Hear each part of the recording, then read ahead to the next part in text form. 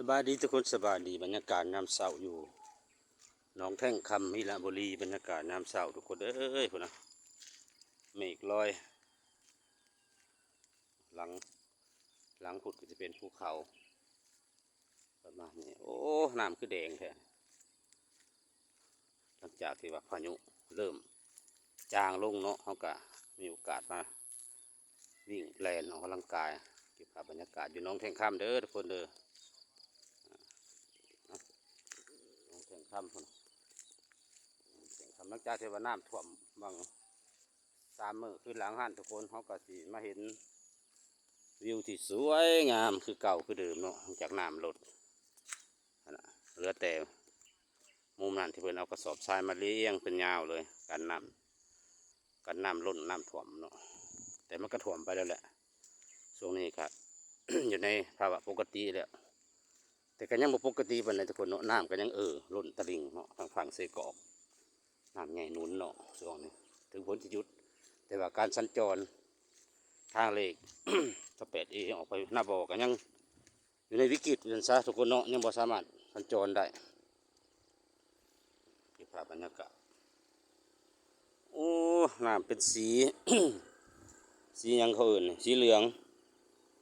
สีขุ่นๆเลยเนี่ย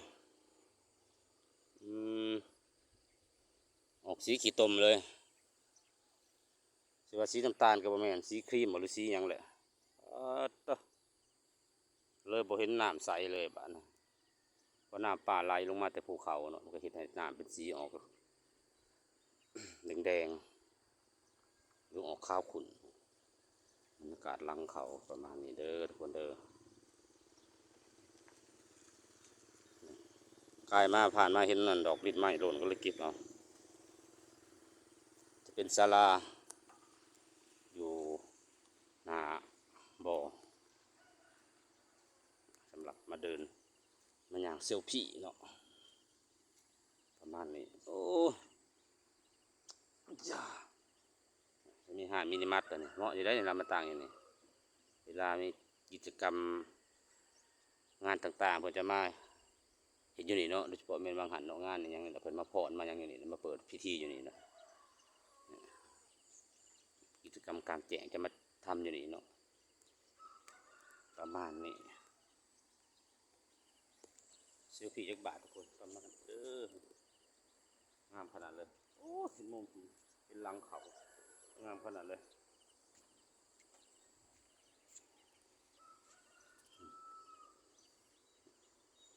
ตัวนี้ก็จะเป็นก้อนแร่หรือว่าก้อนหินที่ว่า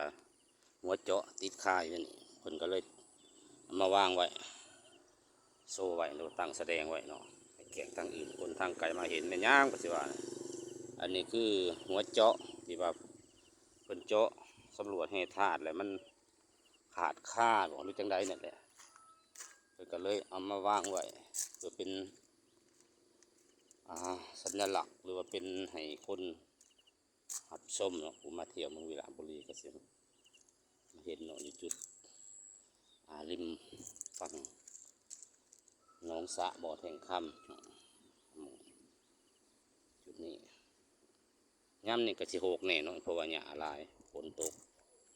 ฝ่าลงก็เห็นให้วัชพืชเกิดขึ้นลายตัวนี้ก้อนใหญ่ตัวนี้เพิ่นสลักยังใส่ว่าที่คือบ่มีโอ้เพิ่นมาสีดสเปรย์หรือว่าเขียนตัวหนังสือใหม่สวนสาธารณะวังแท่งคำห้วยสะโคยเอ้าตะกี้คือบ่มีว่าเพิ่นหากันมาเขียนใหม่บ่ว่าโอ้ก็แม่นแล้วว่าตัวหนังสือชัดเจนวังหันบ่ได้เห็นตัวหนังสือชัดเจนแบบนี้หลากหลายทุกคนโอ้บรรยากาศยามเช้าฝนสิตกแล้วคือจังไดน่ะก่อนนี้ลอยสูงอยู่เดี๋ยวมาเก็บมุมอีกก่อนทุกคนเก็บมุมนี้ก่อนสิย่างเดินต่อเป็นมุมหนองสะหรือว่าหนองแท่งคำจะมีหมู่บ้านทางหลังโอ้แม่เปิดจัดสรรเห็ดขาวๆเนาะทุกคนมีอันน่ะยังก็ที่ว่าลอยน้ำนะเป็นตัวห่านมาหรือตัวยังก็ได้ที่ว่าคนขึ้นไปนั่งเลยควักไปหนะ จัดสรรได้ดีก็จะเป็นแลนด์มาร์กอันหนึ่งของเมืองเวลาบุรีเนาะสวยงามพี่น้องฝนตกมาบางอย่างพายุมาบางอย่างน้ำล้นเลยแต่ว่าบ่ได้มาเก็บบรรยากาศเนาะเห็นแต่ Facebook คนอื่นเป็นลงเนาะมือที่ว่าน้ำท่วมฝนตกอย่างแห้งน้ำลวดเลยแถวนี้เขาบอกนะจะมีสอบทรายถุนมาเรียงกันน้ำท่วมวาง2-3 วันขึ้นหลังฮะประมาณนี้อุ้ยว้าขาเบียเดินทางต่อนี่น้ำมันจะหล่นมันนี่ละเมื่อน่ะโอ้โหเรียงกระสอบทรายเป็นแถวยาวเลยของกันน้ำท่วม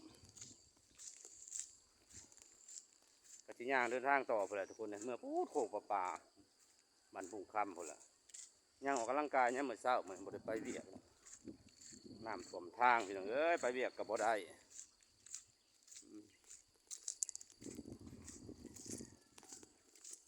ต้นตาล